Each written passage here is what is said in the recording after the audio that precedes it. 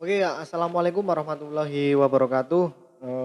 Berjumpa lagi dengan saya, Muhammad Mustafa Hakim. Ya pada video kali ini saya akan berbagi tentang sistem dalam sepak bola ataupun formasi gitu kan. Jadi begini, dalam dunia sepak bola itu yang namanya sistem itu yang saya pelajari itu hanya ada 4-4-2, 4-3-3, dan 3-5-2. Yang lainnya itu hanya variasi saja. Jadi yang benar-benar yang namanya sistem itu hanya 4-4-2, 4-3-3, dan 3-5-2. 3-5 3-4-3, 4-2-3-1, 4-1-4-1 itu hanya variasi saja. Jadi seperti ini ya. Contoh kemarin banyak yang ya contoh kemarin itu kayak kasusnya pas Ole itu dia memasang 4-4-2 diamond. Jadi seperti ini. Ini yang namanya 4-4-2. Tapi ini 4-4-2 diamond ini hanya variasi saja. Kalau zaman dulu 4-4-2 itu ya hanya seperti ini ya. Jadi kalau di zaman dulu itu 4-4-2 itu kebanyakan bermain di sayap. Jadi dua striker di depan ini benar-benar murni dia hanya sebagai finisher saja. Bisa dengan long ball, dengan heading gitu ataupun dengan ya bisa dengan shoot gitu kan. Cuman di zaman dulu itu ya hanya menggunakan 2 DM dan si wingnya ini ya untuk para sayap ini, untuk winger-winger ini dan hanya mereka itu hanya mengirimkan umpan ya long bola ataupun bola bawah lah kayak gitu. Jadi jarang ada tusukan-tusukan seperti itu. Kalau di zaman sekarang itu rata-rata seperti ini ya. Striker yang dua ini bisa jadi dengan kalau di atas kertas itu 4-4-2. Ini di lapangan itu bisa berbeda lagi. Bisa jadi si striker ini jadi satu stuck di tengah, yang satunya ini mobile. Jadi dia ini merusak konsentrasi pertahanan lawan seperti itu. Jadi kelihatannya 4-4-2, tapi nyatanya itu ya 4-4-3-3 gitu kan, 4-4-2-3-1 seperti itu.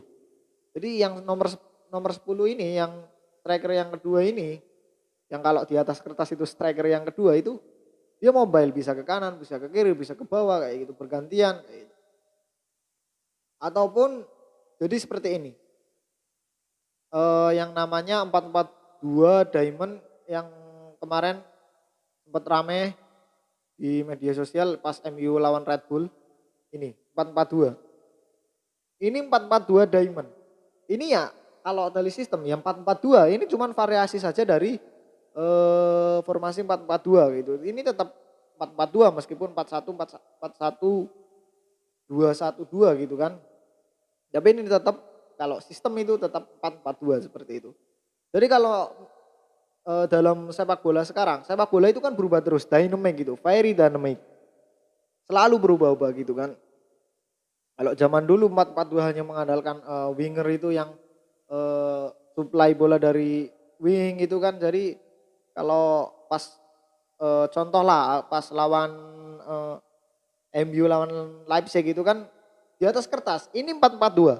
Tapi kalau kalian nonton itu oleh sebenarnya nggak pakai 4-4-2 tapi berubah ke 4-2-3-1. Jadi ini tuh fungsinya untuk mengelabui lawan. Jadi kalian masang kayak gini.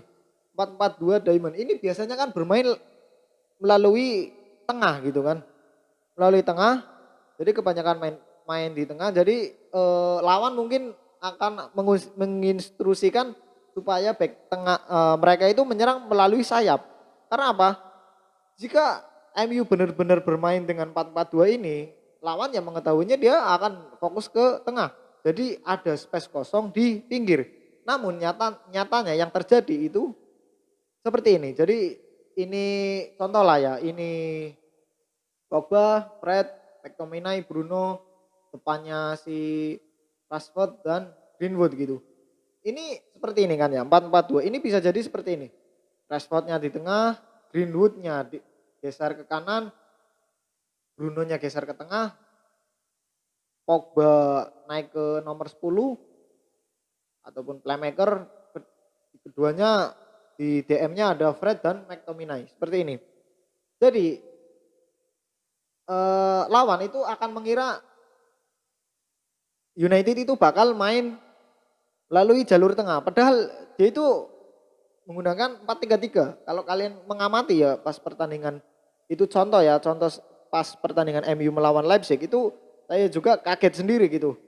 4-4-2 dia kadang kalau bermain tengah ya bermain lewat tengah ya si Rashford dan Greenwood berada di tengah gitu. Tapi kadang-kadang juga dia menerapkan formasi yang sebenarnya itu 4-4-2-3-1 ataupun 4-3-3 seperti itu. Jadi tujuannya hanya untuk mengelabui lawan gitu. Oke, itu sekilas dari 4-4-2. Sekarang 4-3-3.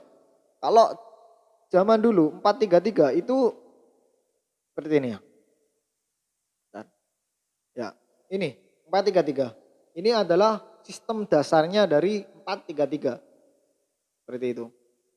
4-3-3 itu ada banyak sekali variasi. Contoh 4-3-3-nya Pep Guardiola Manchester City. Itu mereka menggunakan 1 DM dan 2 playmaker seperti itu. Jadi si ini katakanlah Kevin De Bruyne ini mengcover area kanan dan Gundogan yang musim lalu itu memakai David Silva itu mengcover area kiri gitu. Jadi 2 playmaker di depan ini mengcover areanya masing-masing. Kevin De Bruyne kanan, ini di kiri. Jadi hanya mengandalkan 1 DM. Kalau Liverpool itu menggunakan 4-3-3 flat ataupun yang biasa kita sebut ya 4-3-3 banci karena nggak ada pemain yang di depan. Ini hanya di atas kertas. Hanya di atas kertas seperti ini. Kalau Liverpool ya. Kalau Liverpool nyatanya kalau kalian mengamati permainan dari Liverpool ini jadi 4-3-3-nya mereka itu tanpa playmaker. Jadi 3-3-nya itu hanya gelandang pekerja ataupun DM lah ataupun box to box semuanya. Enggak ada satu pemain kreatif di 3 gelandangnya ini. Sementara yang benar-benar menjadi playmaker di Liverpool itu ya si Salah dan ya 3 pemain di depan inilah. Jadi seperti ini. Yang jadi Liverpool itu kebanyakan bermainnya seperti ini. Ya balik lagi ke 4-4-2 seperti itu. Jadi si Firmino-nya dia turun, yang jemput bola seperti itu. Si Mane dan Salah itu naik ke tengah. Seperti ini. Ataupun jadi permasalahannya Liverpool itu kunci suksesnya Liverpool saya mengamati dari 3 tahun ke belakang. Itu banyak sekali variasi formasi dari Liverpool. Jadi kelihatannya dia itu selalu memakai 4-3-3, 4-3-3 terus tiap pertandingan. Tetapi variasinya itu sangat banyak sekali yang dilakukan oleh seorang Jurgen Klopp itu. Jadi kalian itu jangan terpaku dengan apa yang ada di line up. Tapi yang sebenarnya terjadi di lapangan itu sangat berbeda sekali. Karena dunia sepak bola itu selalu berubah-ubah. Jadi banyak sekali strategi-strategi baru yang saya amati. Itu jadi Liverpool itu sebenarnya kadang-kadang dia itu tidak menggunakan 4-3-3 ya, tapi 4-4-2 diamond lah. Karena si Firmino-nya turun ke bawah gitu buat jemput bola, buat supply bola. Si Salah dan Mane masuk ke tengah, si Arnold dan Robertson itu naik. Jadi sisi kanan dan kirinya itu diisi oleh back kanan. Karena apa? Kita tahu sendiri ya. Trent Alexander-Arnold dan Robertson itu mempunyai long pass dan passing yang begitu luar biasa. Kayaknya itu nyampe terus kalau dia itu passing ataupun melakukan long pass. Jadi si Liverpool ini itu kunci suksesnya itu ada di Jurgen Klopp karena Jurgen Klopp itu menurut saya itu pelatih yang cerdas. Dia mempunyai banyak sekali sistem. Seperti itu. Jadi kadang 4-4-2 ataupun juga dia bisa menggunakan seperti ini. Jadi si Fabinho stack di tengah, di depan ada Keita dan Wijnaldum. Seperti itu. Jadi si Manenya Manenya ke sini ke agak sedikit ke tengah, dan Firmino turun dan Salah itu masuk ke tengah juga kayak gitu. Dan satu lagi, kekuatan dari Liverpool itu ada di back sayapnya. Jadi itu dalam dunia sepak bola itu banyak sekali ya. Jadi jangan terpaku dengan formasi yang ada di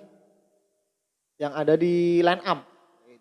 Karena biasanya itu selalu berubah-ubah. Selalu berubah-ubah nggak seperti yang ada di line up. Kayak pas Oleh masang 4-4-2 diamond tapi ujuk-ujuk yang terjadi itu 4-3-3, terus kemudian dirubah lagi menjadi 3-5-2 dan 4-2-3-1 itu kan lawan nggak mengira gitu. Itu hanya untuk mengelabui saja. Jadi itu hanya untuk mengelabui lawan supaya lawan itu terpancing lah seperti itu. Jadi seperti itu ya. Mohon maaf tadi ada sedikit trouble. Jadi kita balik ke belakang. Yang namanya sistem dalam sepak bola itu yang hanya ada 4-4-2, 4-3-3 dan 3-5-2. Yang lainnya itu hanya variasi. Yang namanya benar-benar sistem. Sistem itu hanya ada 3 ini. Yang lainnya hanya variasi. Itu tergantung pinter-pinternya pelatih melakukan variasi-variasi serangan, variasi-variasi formasi seperti itu. Karena setiap tim itu mempunyai filosofinya masing-masing kayak gitu. Jadi kita jangan dibuat bingung lah kayak gitu. Ya mau 4-4-2, mau 4-2-3-1, mau 4-1-4-1 itu. Ya still 4-4-2, 4-3-3, 3-5-2. Seperti itu. Oke, saya akhiri pada video kali ini.